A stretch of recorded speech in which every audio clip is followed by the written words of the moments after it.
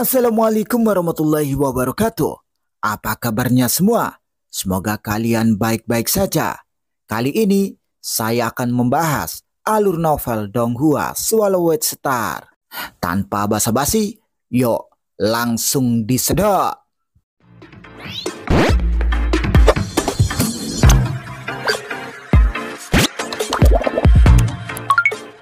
Melanjutkan dari cerita sebelumnya. Di aula pavilion bunga impian, Luo Feng dan Soyu duduk saling berhadapan, minum dan mengobrol, merasa nyaman dan tenang. Saudara Luohe, apa yang kau lakukan di kota Huyang bagaikan membuat lubang di langit? Soyu mendesah. Dewa sejati abadi dari 5 keluarga besar, bagaikan langit di kota Huyang. Kau telah membunuh salah satu dari mereka. Mereka tidak akan melepaskannya begitu saja, kata Soyu. Luo Feng memegang gelas anggurnya, tersenyum tipis. Aku akan tetap tinggal di kota Huyang.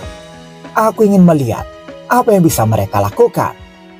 Soyu dapat mengatakan bahwa Dewa Luohe sama sekali tidak takut pada 5 keluarga besar. Mengesankan, klan Zuko tidak akan berani melakukan hal seperti itu, kata Soyu sambil menghela nafas. Kau punya masalah dengan klanmu, jadi kau harus lebih berhati-hati dalam bertindak. Luo Feng tersenyum. Sementara aku hanya seorang pengembara tunggal dengan hanya 2 pelayan di sisiku. Aku tidak punya keterikatan, jadi aku bisa bertindak lebih bebas dan nyaman. Soyu mengangguk. Tetapi saudara Luohe, Anda harus berhati-hati. Bahkan jika tidak ada seorang pun di kota Huyang yang dapat melakukan apapun kepada Anda, mereka mungkin mengundang tokoh-tokoh kuat dari tempat lain. Aku sudah cukup mempermalukan istana penguasa kota, kata Luo Feng sambil menuang minuman untuk dirinya sendiri. Malam ini, aku hanya membunuh Mei Wuqi yang sangat berdosa dan kaki tangannya Qian Yuchong. Aku tidak menyentuh pengawal Huyang lainnya, dan aku bahkan membiarkan mereka mengambil anjing Gyeokungung. Aku sangat berhati-hati dalam bertindak. Bahkan jika masalah ini sampai ke telinga penguasa kekacauan, dia akan memujiku, kata Luo Feng. Memuji Anda? Soyu terkejut. Luo Feng meliriknya. Kau tidak mengerti. Raja-raja dewa dan penguasa kekacauan berada jauh di atas sana. Klan mereka telah berkembang biak selama berabad-abad. Dan siapa yang tahu berapa banyak anggota klan yang mereka miliki. Mereka bahkan tidak dapat menempatkan mereka semua di wilayah kekuasaan mereka sendiri dan telah menempatkan banyak anggota klan di negara-negara kekacauan lainnya. Bagi para raja dewa dan penguasa kekacauan, mereka membutuhkan sumber daya besar yang disediakan oleh kota-kota ini. Lanjut Luo Feng. Ya, Soyu mengangguk. Satu dewa sejati membayar sangat sedikit, tetapi miliaran dewa sejati di berbagai kota di seluruh negara Yu membayar banyak. Ini adalah sumber daya yang paling dihargai oleh raja dewa dan penguasa kekacauan, jelas Luo Feng. Jadi mereka menetapkan hukum untuk memastikan keamanan yang cukup di dalam kota, membuat dewa sejati yang tak terhitung jumlahnya dengan sukarela membayar biaya tempat tinggal mereka. Tapi Mei Wuqi membantai miliaran warga di kota itu. Jika raja dewa dan penguasa kekacauan tahu tentang ini, orang pertama yang ingin mereka bunuh adalah Mei Wuqi. Luo Feng menggelengkan kepalanya. Aku membunuh Mei Wuqi dan para raja dewa dan penguasa kekacauan hanya akan memujiku. Mereka bahkan tidak akan menghukumku.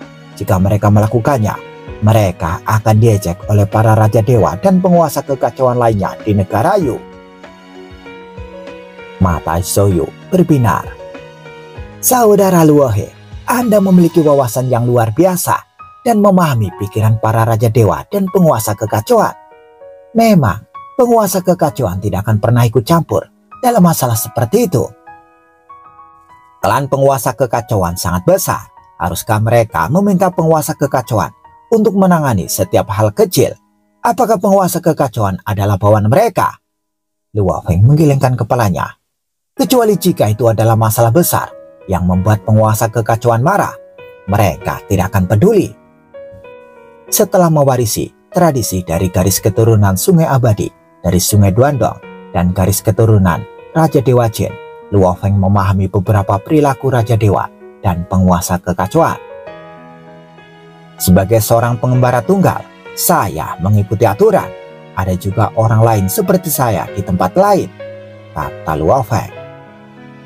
Ya, aku juga tahu bahwa beberapa dewa sejati abadi membunuh tanpa pandang bulu ketika melewati beberapa kota, dan identitas mereka tidak dapat dilacak, kata Suyo mengangguk.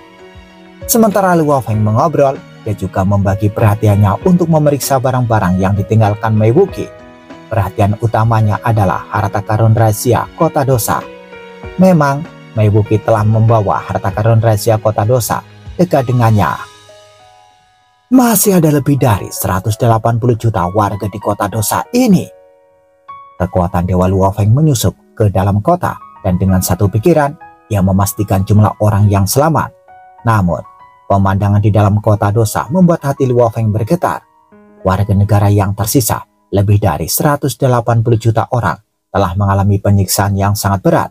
Banyak yang pikirannya telah terpelintir, dan aura mereka menjadi kacau dan tak terkendali. Scene berganti. Pada saat ini, petinggi klan Maewu telah berkumpul di rumah gua mereka yang sangat besar. 8 sosok duduk terpisah.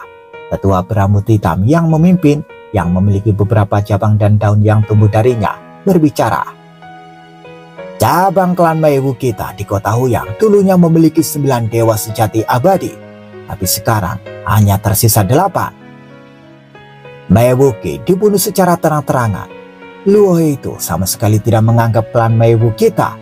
Dia bahkan tidak menggunakan medan miniatur alam semesta untuk menyembunyikannya dan membunuh Mei Wuqi di depan semua orang.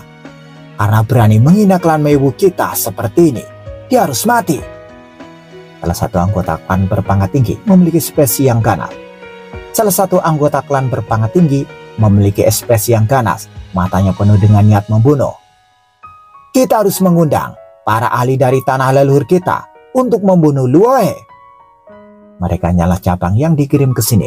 Namun inti sejati klan Maewu dengan 2 penguasa kekacauan dan hampir 10.000 dewa sejati abadi yang dipelihara selama berabad-abad berada di tanah leluhur yang jauh. Dasar bodoh! Hal semacam ini tidak boleh dibocorkan ke tanah leluhur. Kalian datang ke kota Huyang hanya untuk bersenang-senang. Sebodoh Mei Wuqi, bagaimana kalian bisa berpikir untuk memberitahu tanah leluhur tentang hal ini? Beberapa anggota klan tingkat tinggi segera menegur. Ketua berambut hitam mengangguk. Mei Wuqi membantai miliaran warga di kota. Ini adalah kejahatan mengerikan yang tidak dapat disangkal. Raja-raja dewa dan penguasa kekacauan telah dengan jelas memerintahkan untuk memastikan keselamatan warga kota. Peristiwa hari ini tidak boleh dilaporkan. Jika hal ini tidak dilaporkan, itu akan menjadi masalah kecil. Tapi jika para leluhur tahu, kita masing-masing akan dihukum. Di permukaan, kita tidak bisa melanjutkan masalah ini. Namun secara diam-diam, kita harus memberitahu seluruh kota Huyang bahwa siapapun yang berani menampar wajah 5 keluarga besar harus membayar harganya. Temukan cara untuk menghadapinya. Bahkan jika kita tidak bisa membunuhnya, kita harus memaksanya bersembunyi dalam aib dan tidak berani muncul secara terbuka lagi. Jika masalah ini tidak diselesaikan, bukan hanya wajah klan Maewu kita yang dipertaruhkan. Di mata semua kekuatan di kota Huyang, Luohe telah menampar wajah semua 5 keluarga besar, dan keempat keluarga lainnya juga harus berkontribusi. Saat mereka berdelapan berdiskusi, kemarahan mereka tampak jelas. Bagaimanapun, mereka sudah terlalu lama bersikap angkuh dan sombong untuk menoleransi provokasi semacam itu dari dewa sejati abadi. Tiba-tiba, ekspresi tetua berambut hitam itu berubah. Ini buruk. Ada apa? 7 anggota klan tingkat tinggi lainnya yang berada di tengah-tengah diskusi bingung. Luohe itu benar-benar gila. Ketua berambut hitam itu berkata dengan nada mendesak. Dia melepaskan lebih dari 100 juta warga yang selamat dari kota dosa milik Mei Wuqi ke kota Huyang. Saat ini, di luar pavilion bunga impian, saudara Luohe, 5 keluarga besar menguasai kota Huyang. Mereka pasti akan menghadapi beberapa kemungkinan. Jadi Anda harus berhati-hati. Saran Suyo. Aku mengerti. Luo Feng mengangguk. Suyo tersenyum dan mengangguk. Kalau begitu, Saya permisi dulu.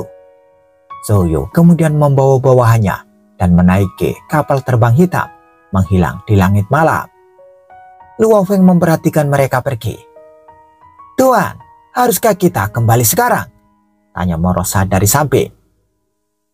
"Ada satu hal lagi yang harus kulakukan," kata Luo Feng. Dia segera terbang ke langit. Pemandangan ini membuat Morosa dan Mayu Qingyan bingung. Dengan jentikan tangannya, sebuah kota mini muncul di telapak tangan Luo Feng. Melihat lebih dari 100 juta warga yang berdesakan di dalam kota dosa, Luo Feng menggelengkan kepalanya sedikit. Lebih dari 180 juta warga ini telah mengalami penyiksaan untuk bertahan hidup hingga sekarang. Banyak yang mentalnya kacau dan gila. Luo Feng menatap kota mini di tangannya. 5 keluarga besar mengetahui kekejaman Mei Wuqi, tetapi selalu menoleransi dan melindunginya. Masing-masing lebih dari 180 juta warga ini adalah saksi hidup kejahatannya, kata Luo Feng. Dia sangat yakin bahwa jika jutaan warga ini muncul di suatu tempat terpencil, 5 keluarga besar mungkin akan membasmi mereka secara diam-diam. Namun jika mereka muncul secara terbuka di kota Huyang, disaksikan oleh banyak warga lainnya, akan sulit untuk menutupinya. 5 keluarga besar harus menangani masalah ini dengan sangat hati-hati dan sempurna. "Keluarlah kalian!" Luo Feng memegang kota dosa dan melepaskan banyak warga. Sosok-sosok yang tak terhitung jumlahnya keluar dari kota dosa, mendarat di mana-mana. Daerah di sekitar pavilion bunga impian merupakan bagian yang cukup ramai di kota Huyang, yang sering dikunjungi oleh banyak praktisi dari berbagai ras untuk bersantai. Mereka semua melihat banyak sosok turun dari langit malam. Apa sebenarnya yang terjadi? Apa yang terjadi? Dewa sejati yang turun ini tampak aneh. Praktisi di sekitarnya dapat melihat sekilas bahwa ekspresi dan aura dewa sejati yang turun itu tidak normal. Lebih dari 180 juta warga mendarat, tersebar di wilayah yang luas. Di mana ini? Ratusan juta warga itu memandang sekeliling dengan pandangan kosong. Kota yang sangat makmur ini begitu indah dan damai, jauh lebih indah daripada kota dosa. Aku Luo He, Mei Wuqi yang kalian semua benci. Aku telah membunuhnya. Sebuah suara yang kuat bergema menjangkau setiap orang dari lebih 180 juta warga serta banyak praktisi di daerah sekitarnya. Mei Wuqi membantai miliaran warga, hanya menyisakan lebih dari 180 juta dari kalian yang hidup. Sebagai korban, aku percaya bahwa istana penguasa kota akan menjaga kalian dan memberi kalian kompensasi. Suara Luo Feng yang diperkuat oleh kekuatan dewa mencangkup jangkauan yang luas.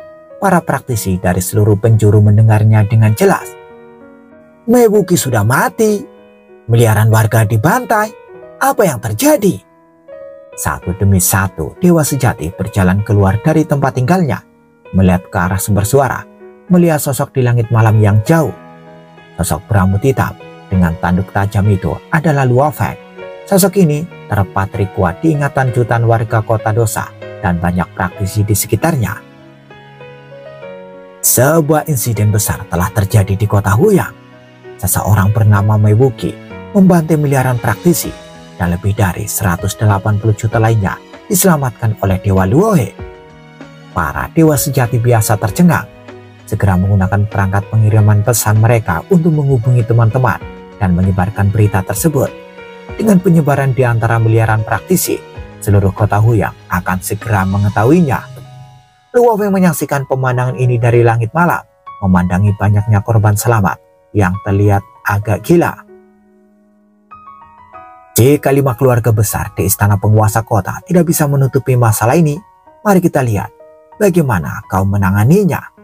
Luo Feng bergumam pada dirinya sendiri. Tanpa belas kasihan 5 keluarga besar, Mei Wuqi tidak akan bisa bertindak sejauh ini. Awalnya, Luo Feng memiliki pandangan yang baik terhadap istana penguasa kota. Namun, karena kejadian ini, ia menjadi sangat tidak menyukai 5 keluarga besar. Segera, bus, bus, bus. Di langit malam, pasukan pengawal Huyang muncul, melintasi gampang. Dalam sekejap, jutaan pengawal Huyang tiba dan semakin banyak yang datang. Mei Wuqi secara diam-diam menculik miliaran warga dari kota Fengqi, menyiksa dan membunuh banyak dari mereka. Dia ditemukan dan dibunuh oleh Dewa Luohe. Semua warga yang diculik harap yakin bahwa istana penguasa kota akan memberi kompensasi kepada kalian masing-masing. Istana penguasa kota juga akan meminta pertanggungjawaban keluarga Mei Wuqi. Seorang pemimpin pengawal Huyang mengumumkan dari langit, suaranya bergema dengan kuat. Istana penguasa kota yang mengawasi seluruh kota telah lama menguji setiap orang di antara lebih dari 180 juta warga yang dibebaskan oleh Luo Feng. Pengawal Huyang secara aktif membimbing mereka. Penguasa istana kota telah menyediakan akomodasi untuk kalian. Tenang saja, kalian bisa tinggal di kota Huyang dan akan dibebaskan dari biaya hidup selamanya. Para pengawal Huyang mengikuti perintah dengan cepat melayani setiap warga. Dibebaskan dari biaya hidup selamanya. Warga yang selamat merasa terharu dengan bantuan tersebut. Sementara itu, Luo Feng yang mengamati pemandangan itu berkata, "Ayo kembali." Baiklah, mata Merosa berbinar. Saat-saat bahagia akan segera dimulai. Mengikuti di belakang, Mo Yuqingyan menyelesaikan emosinya, berpikir, guru yang aku ikuti secara terbuka membunuh pemimpin garda Huyang Qian Yuchong dan kemudian membunuh Mei Wuqi, dewa sejati abadi dari 5 keluarga besar. Bahkan Legend Dunia Bawah Hitam tidak berani menghentikannya. Baru saja dia melepaskan lebih dari 100 juta dewa sejati dari kota dosa. Dan istana penguasa kota menyalahkan Mei Wuqi tanpa meminta pertanggungjawaban guruku sama sekali. Jika dia lulus ujian, dia bisa berharap untuk menjadi murid. Ayahku mencarikan kesempatan ini untukku, tetapi calon guruku sulit dipahami. Yang ku tahu, dia sangat kuat dan penyayang terhadap yang lemah. Pada saat ini, kekaguman Mo Yuqingyan terhadap Luo Feng semakin kuat. Di sisi lain, sejumlah pengawal Huyang bergerak melalui gampaan, membimbing para penyintas kota dosa. Sebagai salah satu dari 10 pemimpin teratas pengawal Huyang, Gao Wusui secara alami hadir. Aku tidak bisa berbuat apa-apa terhadap Mei Wuqi, namun Dewa Luohe secara terbuka membunuh Mei Wuqi, dan bahkan Legend Dunia Bawah Hitam tidak berani menghentikannya. Pikir Gao Wusui, dia sangat terpengaruh pada saat ini. Dia menyadari pentingnya kekuatan. Memiliki kekuatan besar secara terbuka membunuh Mei Wuqi, istana penguasa kota harus mentolerirnya. Sebagai dewa sejati abadi yang baru saja maju, aku lemah. Menjabat sebagai pemimpin pengawal Huyang membutuhkan bantuan guruku. Kegembiraan Gao Wusui karena telah menjadi dewa sejati abadi telah memudar. Dia menyadari bahwa bahkan di antara para dewa sejati abadi terdapat perbedaan yang besar. Saya masih sangat lemah, pikir Gao Wusui. Dia menoleh mengawasi pengawal Huyang saat mereka mengelola pemukiman untuk warga dari kota dosa. Tidak boleh ada kesalahan dalam tugas ini. Dalam waktu singkat, semua kekuatan utama di kota Huyang tahu apa yang telah terjadi. Di lantai atas menara Tianyan, Presiden Yan Jun menatap kota besar itu. Sebagian tersembunyi di balik awan, lalu mengeluarkan perangkat pengiriman pesan. Dewa Wandara! Presiden Yan Jun menghubunginya, menunjukkan sedikit kerendahan hati. Presiden Yan Jun tiba-tiba menghubungiku. Ada apa? Jawab Dewa Wandara. Saya sebelumnya mengunjungi Luohe. Dia tidak begitu peduli denganku, tetapi dia memiliki banyak interaksi dengan penguasa istana kota, kata Presiden Yan Jun. Namun, apa yang terjadi malam ini menunjukkan adanya keretakan antara Dewa Luohe dan penguasa istana kota. Dewa Wandara menjawab, Dewa Luohe ini adalah serigala penyendiri yang tidak memiliki keterikatan. Dari tindakannya, dia membenci kejahatan dan bertindak cepat. Melihat metode kita, dia juga akan memusuhi kita. Presiden Yan Jun terkejut. Memang metode pasukan negara Yu kejam, jauh lebih buruk daripada Mei Wuqi. Tunggu dengan sabar, 5 keluarga besar tidak akan tinggal diam. Dari informasi terkini, Dewa Luohe sangat kuat. tidak kalah denganku. Jika mereka berbenturan, tidak ada pihak yang akan menang dengan mudah, kata Dewa Awandara. Luohe ini sekuat dirimu? Presiden Yanjun terkejut. Ya, dia sangat kuat, Dewa Awandara menjawab. Mengalahkan anjing Gyogungo tidaklah sulit, tetapi prestasi sebenarnya adalah tangannya bisa menembus tubuh anjing Gyogungo. Anjing Gyogungo adalah harta karun mekanis kelas Legion. Maki Lisio juga harus mengakui kekuatan Dewa Luohe yang menakutkan. Scene berganti di pavilion Yanfeng. Satu tangan menembus tubuh anjing Gyogungo, kekuatan yang luar biasa. Master Pavilion Yanfeng mengungkapkan antisipasinya. Sekarang aku paling menantikan pertarungan antara Sedo-chan dan Dewa Luohe ini. Sosok kabut abu-abu di sampingnya memuji. Sedo-chan terkenal karena telah membunuh banyak orang kuat, bahkan anak-anak penguasa kekacauan. Namun dia masih hidup sampai sekarang. Kekuatannya juga mengerikan. Pertarungan ini akan sangat spektakuler.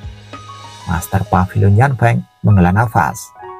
Sayangnya kita tidak bisa menyaksikan adegan pertempuran ini secara detail.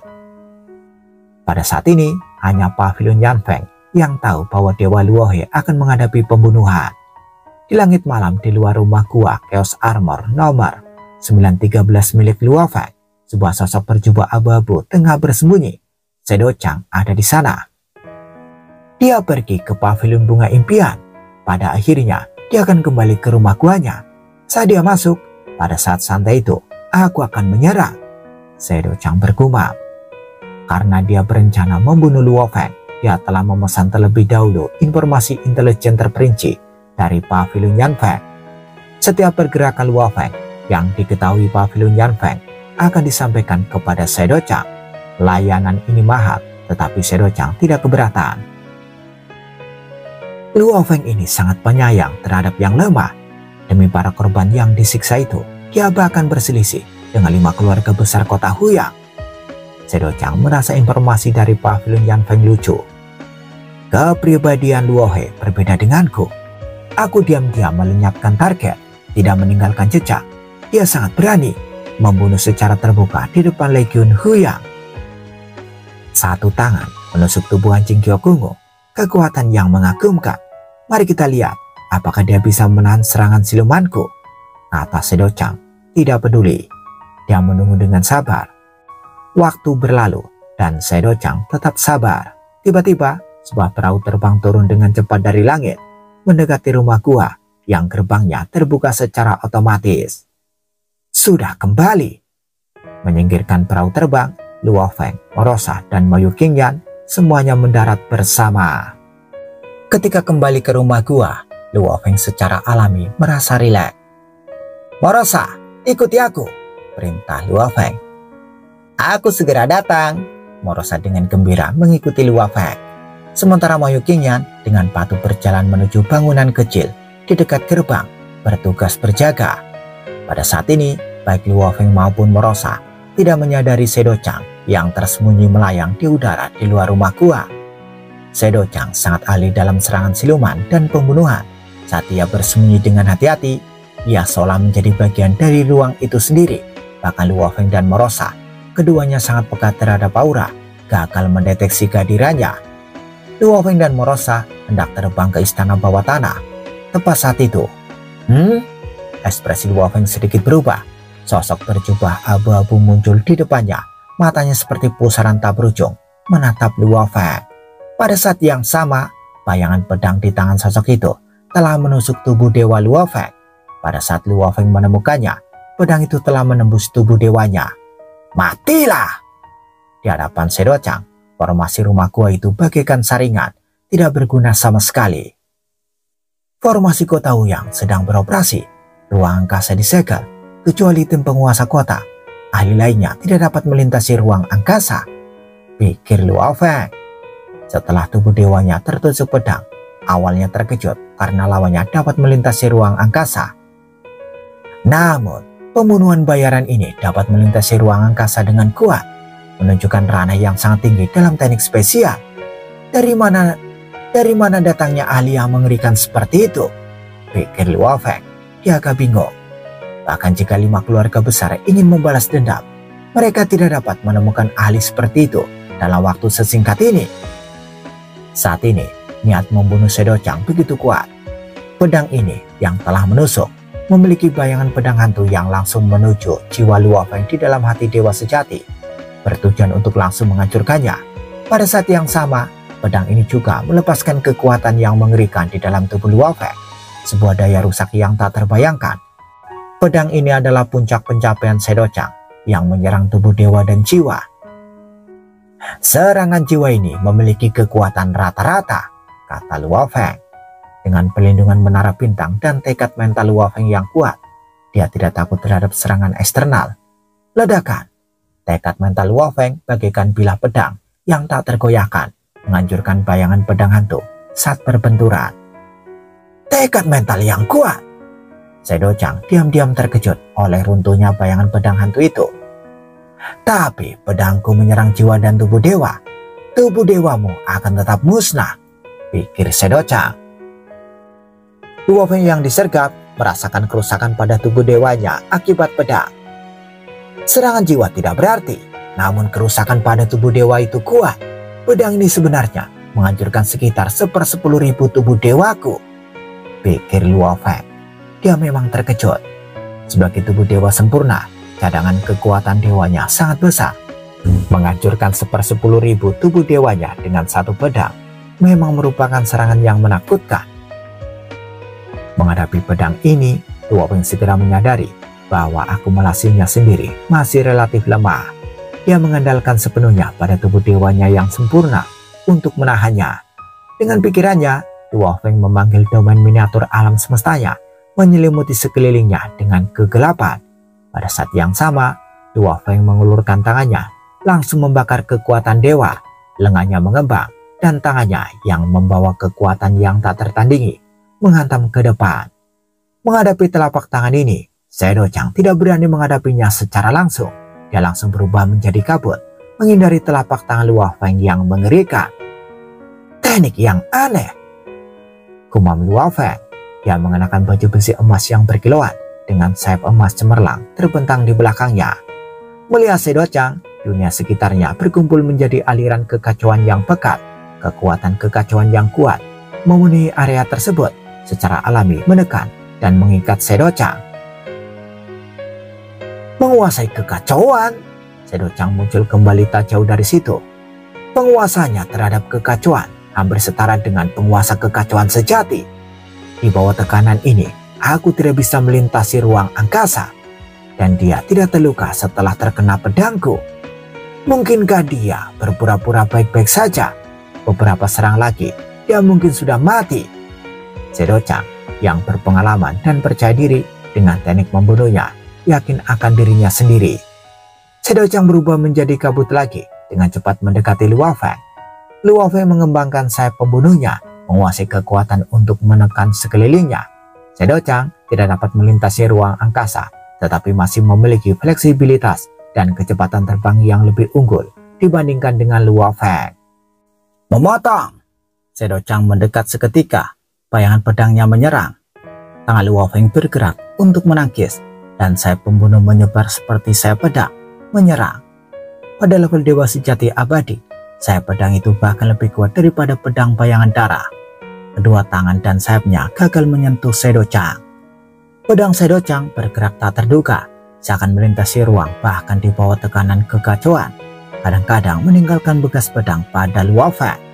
Setiap serangan pedang, meskipun lebih lemah dari penyergapan awal, tetap menghancurkan sejumlah besar kekuatan Dewa Luo Feng. Akumulasinya di level Dewa Sejati Abadi sangat mendalam. Ranah gerakannya lebih tinggi dari milikku, pikir Luo Feng. Dia sepenuhnya mengandalkan tubuh dewa sempurna yang ditempa secara sekunder, membakar kekuatan dewa untuk menyerang dengan gegabah.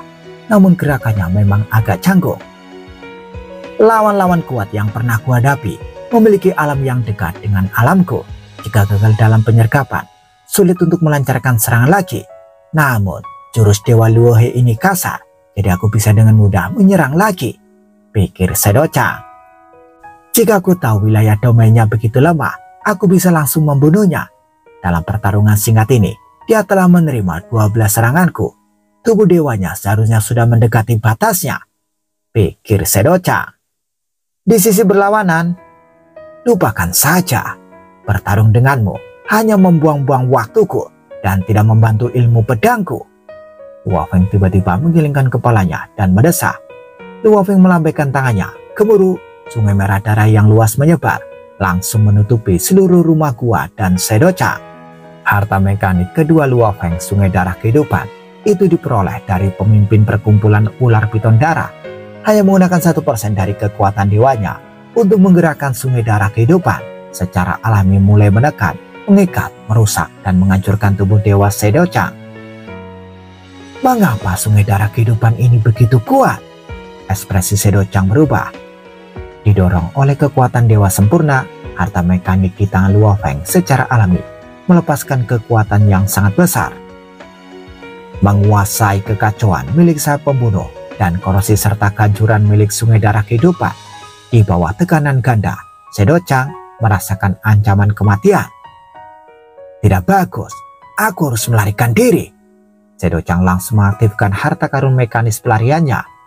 Dalam sekejap, Sedo-chan berubah wujud menjadi aliran cahaya, merobek aliran sungai darah yang mengalir, dan menghancurkan rintangan kekacauan, mencoba melarikan diri.